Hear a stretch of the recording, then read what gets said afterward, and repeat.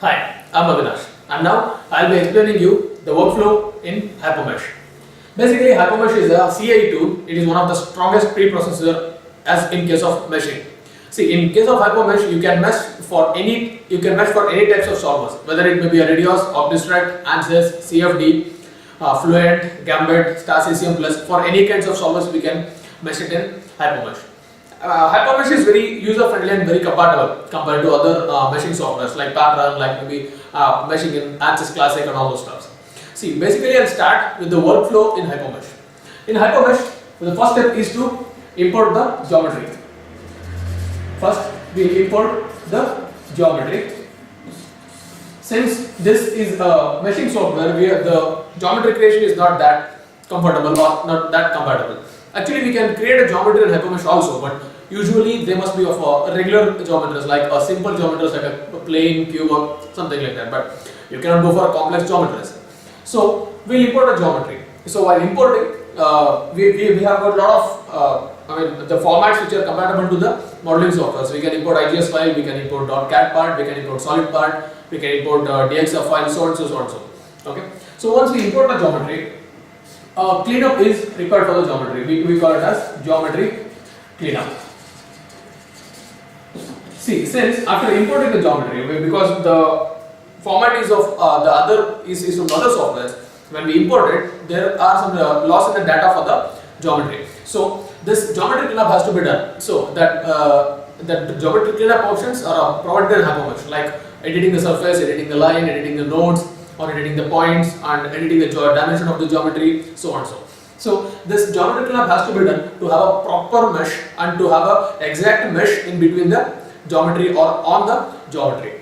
So once the geometry cleanup is done, then we'll start the meshing.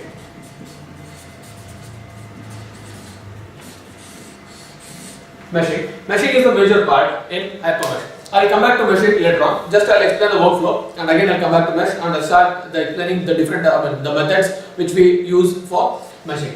So once the meshing is done, you have to do the mesh cleanup. Even the mesh which you do, or if you do a meshing for any type of component, it is not that it is directly accepted. See, the mesh has got some quality parameters that it has to pass, and even it has to pass the exact profile of the geometry. The mesh which you have created, it must be exactly look like a geometry. Even because in case of solvers, when you are exporting it to the solvers, you will not directly export the geometry. There is nothing related to the geometry. Only the mesh or only the FE model will be exported as a geometry. So that mesh must be exactly matching all the features. I mean, it should have all the features of the geometry. So that mesh cleanup, all the things will be done. We'll do it in mesh cleanup. Once the mesh cleanup is done, we have to apply the boundary conditions. Boundary conditions depends on the type of analysis that you are running. If you are running a static analysis, then you have to apply for the constraints and for the loads. And if you are running a thermal analysis, that depends on the thermal loads again. Okay, so we have to apply the boundary conditions. So once the boundary conditions is done, then we have to run the analysis. So this will export it to the solver, and the analysis will be run. At the end, we will the results. We will, after running the analysis, we will get the results and we will view the results. See, this is the general workflow that we will follow it in Hypermesh. Till here, till applying the boundary conditions, we call it as pre-processing.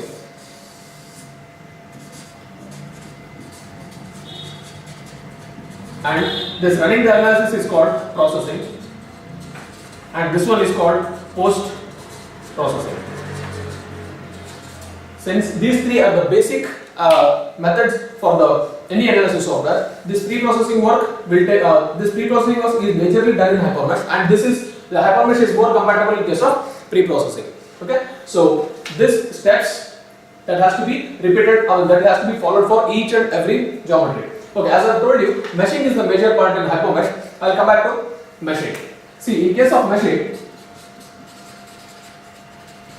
there are three types: 1D, 2D, and 3D.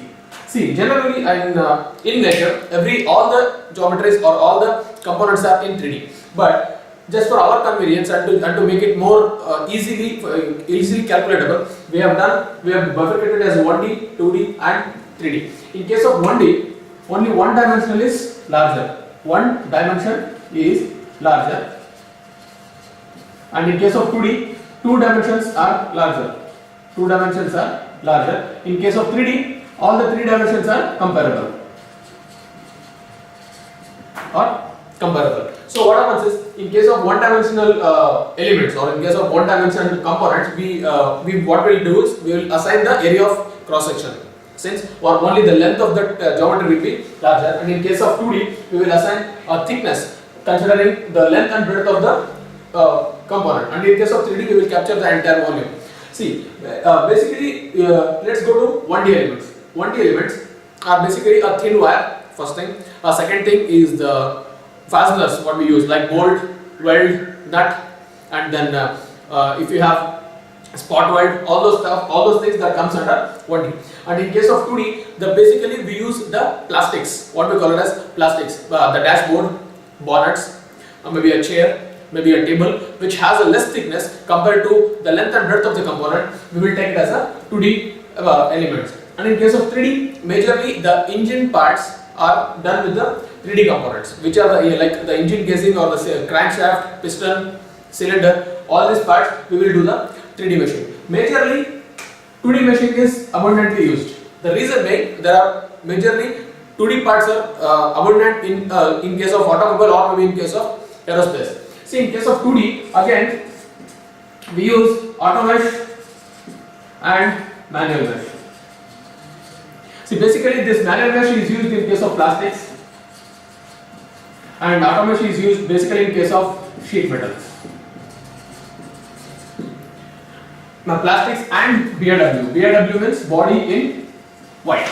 So this, in case of this manual meshing, what we'll do is the mesh will be at the mid of the thickness, because usually the plastic components will have a thickness and the mesh must be at the mid of the thickness. Okay. In case if we are doing manual meshing, we need not extend the mid surface.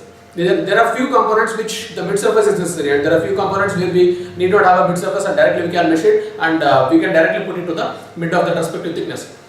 So again, in case of mid surface, in case if we are extracting mid surface, then again we can use this auto mesh even for the plastic parts also. The advantage with the auto mesh is the main advantage is that nodes and the mesh will be directly projected onto the surface. The geometry will be directly associated with the mesh. But in case of manual meshing, if you are using manual mesh for the sheet metal parts, then we have to associate that mesh to the surface or to the mid surface of that particular geometry. And again, there are a lot of places where the mid surface is not required or the mesh is not required at the mid. So in those cases, we will directly go to the manual mesh and we will do and we will mesh the surface and we will directly offset it to the mid of it. So in case of plastics and BAW, while we are using manual mesh, the connectivity will take the major role. See, basically there are two C's that are important in hypomesh. Two C's.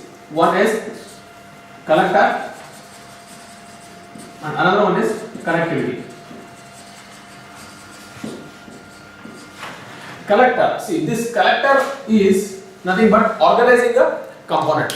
See, if we have a plastic component, it need not the entire component need not have the same ribs with the uniform thickness. See, it may have the ribs with a different thickness. So in case of collector, what we will do is we will put the particular surfaces in one particular component or in one particular collector, representing the name of the thickness, such that at the end of the analysis or at the time when we are running the analysis, we can directly take the name of the collector and we will assign the thickness. So that is the main reason we will use the collector. The collector are only bifurcated based on the thickness of that particular surface what we have.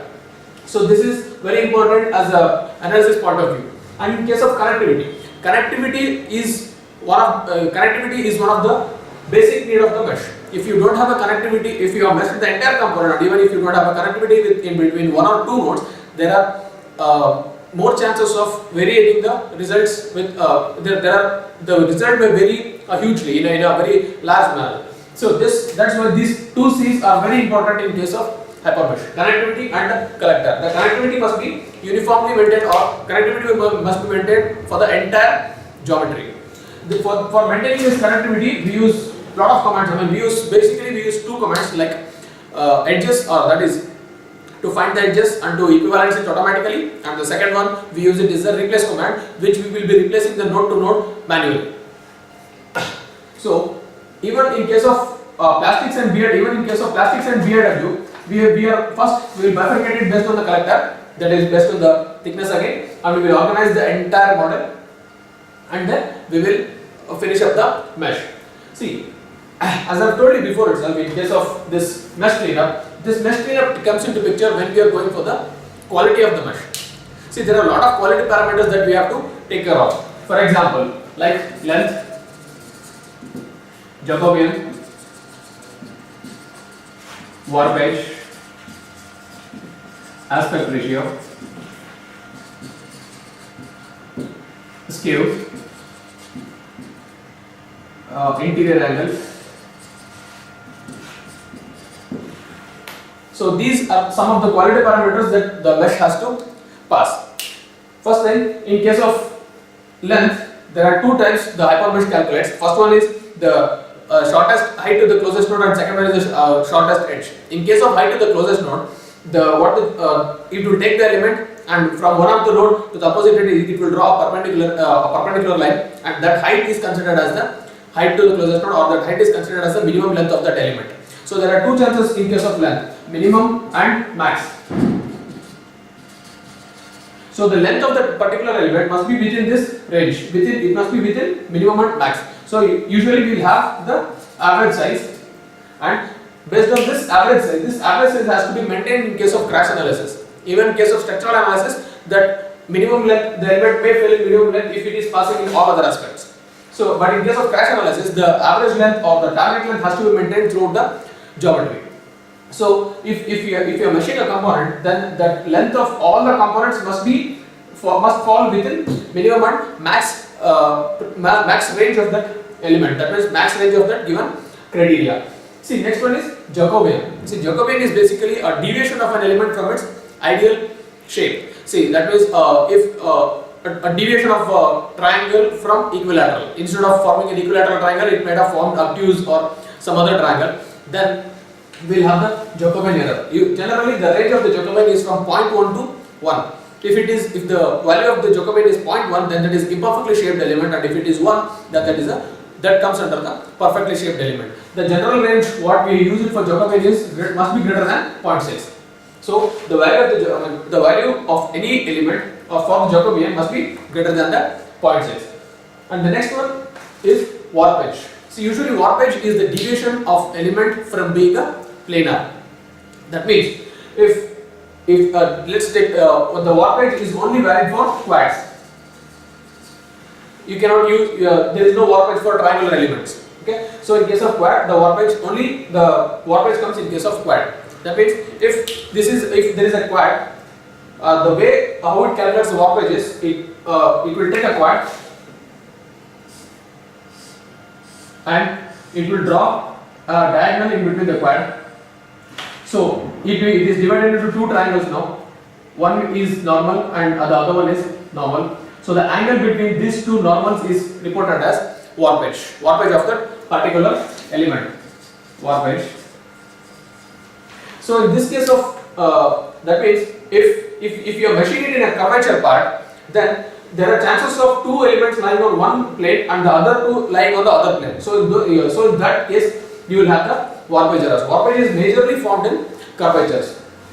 And next is the aspect ratio. The ratio between the max length to the minimum length of the component is called the aspect ratio. The range of the aspect ratio is usually should be less than 5, and in case of warpage it should be less than 15 degrees. Generally accepted, the highest value accepted is 15 degrees in case of warpage. Next, skewness. Skewness is basically for a triangle. See, if you have a triangle, when you are if you draw a perpendicular from one of the node to the opposite edge, and again one more, see, this is a skew. This is a triangle, and you have to draw one perpendicular from the top node to the opposite edge, and from the midpoint of the other two edges you have to draw one more perpendicularity. So you will have four angles here. So when among these 4 angles, it will take the smallest angle, and that smallest angle is subtracted by 90. See, in case A, B, C and D, it will subtracted by 90, and that is reported as skewness of that particular element. So here again, the skewness is again deviation of the triangle from its equilateral shape. Okay. Next one is the interior angles. Interior angles is very simple. If you have a quad or if you have a triad, so that the highest angle or the maximum angle in that quad should not be greater than the prescribed value, or the minimum angle in that quad should not be less than the prescribed value. Same it applies in case of triads also. The maximum angle should not be more than the prescribed value, and the minimum should not be less than the prescribed value. See, once you look at all these quality parameters, the only one thing comes into picture is if you have a perfectly shaped element. I mean, if you are meshing only with the quads, if you have a square, then it will pass the all the criteria. So the main reason why they are given all the quality parameters is the mesh must be with a regular flow, and the elements that are formed in the mesh, that must be with the regular shapes. Okay, so these are the quality parameters that will use it in case of 2D meshing. The same thing applies in case of 3D meshing also, but I will only concentrating on 2D meshing majorly.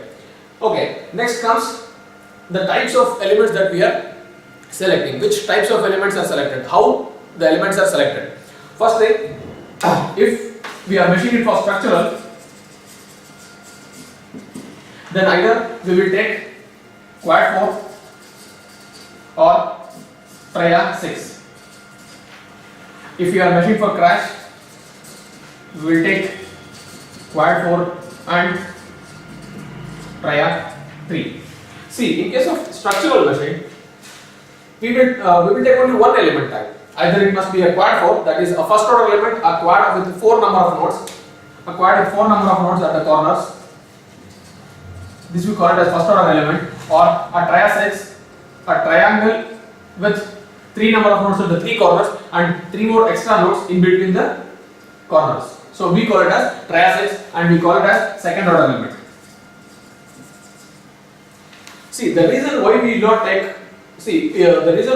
quad 8 is, if we take quad 8, then obviously the nodal number will increase, which in turn increase the runtime of the analysis.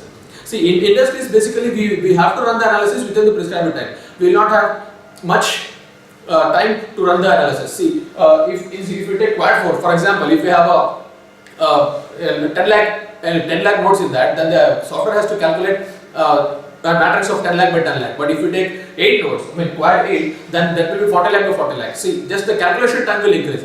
So that is the main reason we will not take for the quad 8. The reason why we are taking triad 6 is, if we take triad 3, that is a first order triad, then the triads are more stiffer, and it will not interact properly, or it will not variate properly when we are using in case of a structural analysis. So that is the main reason we will take triad 6. Triad 6 is flexible. That means if in case of quad 4, instead of being a square, it can take a shape of a parallelogram. But in case of triad 6, no matter how much you apply, whether you apply normal stress or whether you apply shear stress, that stiffens and that be in the same position. So when you are using triad 6, then it can take instead of being there, it will have one more node here, and it can vary it. So that is the main reason we can take it. We have to take triad 6 in case of structural analysis. And in case of crash analysis, we are taking quad 4 and triad 3. See, generally for any type of analysis that you are running, the mesh type must be of the same order. So here we are taking quad 4 and triad 3. It's a mixed element type, and the percentage of triad must be restricted. The generally accepted percentage of triad is 15%. Okay. So in case of triad 3, the entire component must not exceed 15%, more than the 15% of the total element type. Okay, and meshing for crash analysis is a bit difficult compared to the structural analysis. The reason being, crash analysis has to maintain the mesh for the crash analysis. It has to maintain the flow, it has to maintain the element size, global size, and it has to maintain all the quality parameters within the range. In case of structural, even if you have a rotating quad, we have something called as rotating quads. When there is a dimension change, see for example, if you have a dimension change here, then you will have triads in between in case of crash analysis. In the same way, if there is a dimensional deviation, then you will have something called as rotating quads like this, which is nothing but a shape of a rhombus. So this is accepted in case of structural, and this is accepted in case of crash.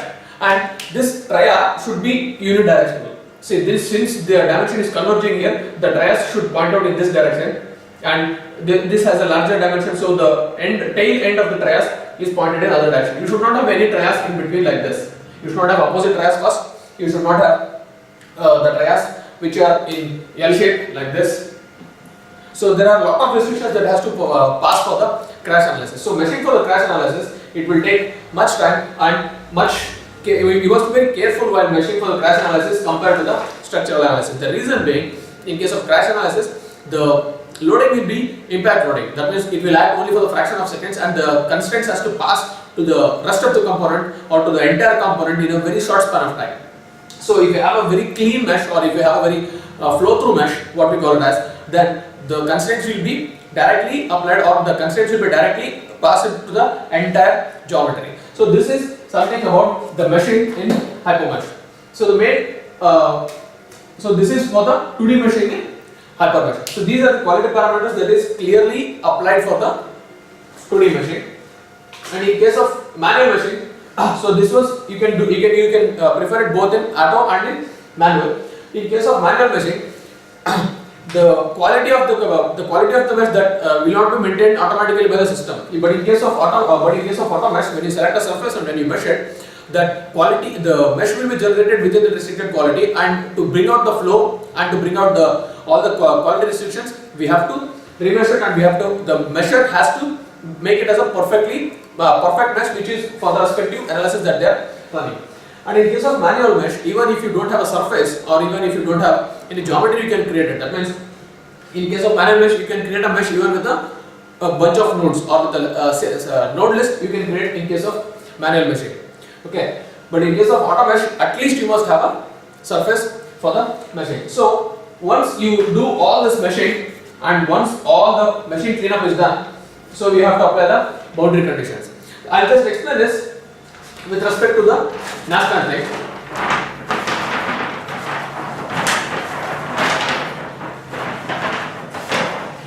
I'll explain it by taking the Nastran as a solver. So first thing, in case of Nastran, first we have to import the file, and after importing the file we have to create the elements. We have to take the elements after the meshing, all the stuff is done. We have to create the material in case of Nastran, and for material we have to take which type of material we are assigning it, whether it is isotropic, orthotropic, or any other types of material, fluid, or maybe the other types of gasket material which we are doing for the analysis. So after creating the material, we have to give the property values. I mean the material values like E, G, nu, that is Young's modulus, bulk modulus, Poisson's ratio, density of for the particular material. Again, here the material we are deciding based on the card images, something we call it as card, we have called card images. In case of card images, that decides which types of analysis that we are running. See, let's take an example of linear static analysis. In case of linear static, and if I upload an isotropic material, the software will give you two materials. One is MAT1 and one is MAT4. See, in case of MAT1, we have to, if you are applying any force or any other types of force or pressure loading, then we have to give E, G, and rho. We have got three components, E, G and U. Among the three, you can give any two. The third one will be calculated automatically. Okay. So if you are asking for MAT1, that is a card image MAT1. It is strictly for isotropic linear static analysis. So this card image, it will decide which type of analysis that you are running and which material you are selecting. So in case of MAT4, it is basically for thermal loading. So it is basically for if you are applying MAT4, then it will ask for K, which is the thermal conductivity, and you have to give the value of the thermal conductivity in case of MAT4. So when you create a material, so the material name you need not specify. Completely the property of the material depends on the values that you are assigning it in E, G and rho. So once you create the material, you have to create the properties. The properties being, as I have told you, in case of 2D meshing, it depends on the thickness that you are assigning it. So if you have a rig of around say 5 mm thickness, then we will assign this thickness in case of property.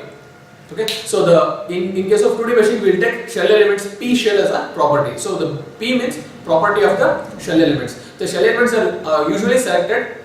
The P shell is the database that we are selecting. It is basically for the membrane thickness. So since we have to assign the thickness here, we have to give the 5 mm. All the CAD images, P shell is also CAD image for the property. So the CAD images are completely reasonable and they are only restricted to certain types of analysis that we are running. So after assigning this, after creating this property, we have to assign the property in case of 2D machine. Not only in case of 2D machine, but the type of elements we have to decide in case of whether it's a 2D, 3D or 1D element, and we have to assign the properties. Once you assign the properties, we have to create the load collectors. Whether we are applying, in case of, again I'll explain with respect to linear static. With respect to linear static, we have to apply the constraints.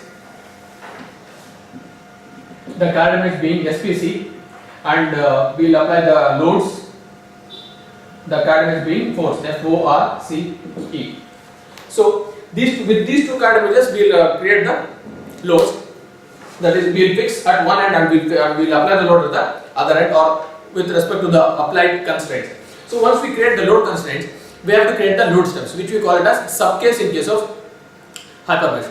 So once a subcase is a load step, or a subcase is a case where both the loads will be put into one single step for the analysis. So once you create a load step, in case of NASTRUN, we have to edit it and we have to give the arguments. That means which output file we want. If it is in case of displacement, we have to define the argument and argument 2, which will give you the displacement counter. And in case, and again we have to define, we have to select the stress for, and again argument and argument 2, which will give you the value of the stress. So whichever the arguments we are selecting, that respective constraints it will give it in case of NASTRUN. And so once the load step is finished, all your pre-processing work, will be finished after till you apply the boundary conditions. So once these boundary conditions are applied and your file is entirely ready, we have to export it as a .dat format, because the .dat format is readable in case of NASTRUN. See, NASTRUN don't have a GUI, so since it don't have a GUI, so we have to define everything in Hypermesh, and we can export it with the .dat format. Once the analysis is run, once we export it to the NASTRUN and once we get it back, then that format will be .pch, that is in .punch format. Again, that .punch while importing it in Hypermesh, we have to read the .punch format, and when we import it again back to the Hypermesh, we can see the plot by using this post processing, which is, again we have to go to the post page in case of Hypermesh, and we can read the entire constraints that are applied on the displacement counter and the stress counter in the Hypermesh itself. So this is how you will run, how you will mesh the Hypermesh, how will you measure the Hypermesh, how you will apply the boundary conditions, and what are the meshing methods that we will follow in Hypermesh, and what are the methods that we will follow in NASTRUN. See, I'll just give you a brief introduction about pattern, how what are the steps that we will be doing it in pattern. See, the pattern is also a type of preprocessor. It is just like a Hypermesh. We can create a mesh here and we can mesh the component in case of pattern. But compared to Hypermesh, pattern is not that compatible. See, we can edit the element, we can edit the mesh by going into the elemental level in case of Hypermesh. We can edit only those particular elements which are failing in the quality criteria. But in case of pattern, we cannot do it. We have to undo the entire mesh and we have to give the different element sizes, and again we have to set the elements. So that is the main thing in pattern. And one more thing which we found it in pattern was, pattern is not that fast compared to Hypermesh. You see, in Hypermesh we have got some shortcut keys from which we can create a mesh properly, and we can create the mesh in a very fraction of seconds, or maybe in a fraction of minutes or hours compared to the pattern. The main reason in pattern was basically the element types you have to use quad elements, and pattern is very compatible or very good in case of structural meshing. But in case of Hypermesh, you can mesh it for all types of meshing, maybe structural, crash, CCM, fluent, gambit, so and so. So this, in case of this aeroplane wing, let's take a case of aeroplane wing analysis. In case of this aeroplane wing analysis, see, if we are applying load here, constraints, as I told you, let's take the same example of an NASTRUN itself. We will apply the constraint here, and the entire load is distributed entirely. That means the pressure will be distributed entirely on the air wing. So that pressure, it is not uniform. It cannot be uniform throughout the wing. So what we'll do it is, generally the mapped mesh or the pressure mapping will be done in CCM plus, and that file will be imported into the hypermesh just for the analysis. So once we apply all the boundary conditions like the constraints and the pressure, we will export it in Astra, and after running it back, it will give you the deflection like this, which is called as post processing. Again, we can see this deflection in case of hypermesh itself. So this was a small presentation about how we do it in hypermesh, and the solvers that we do it in Astra, and a small comparison between hypermesh and Apache. Thank you so much.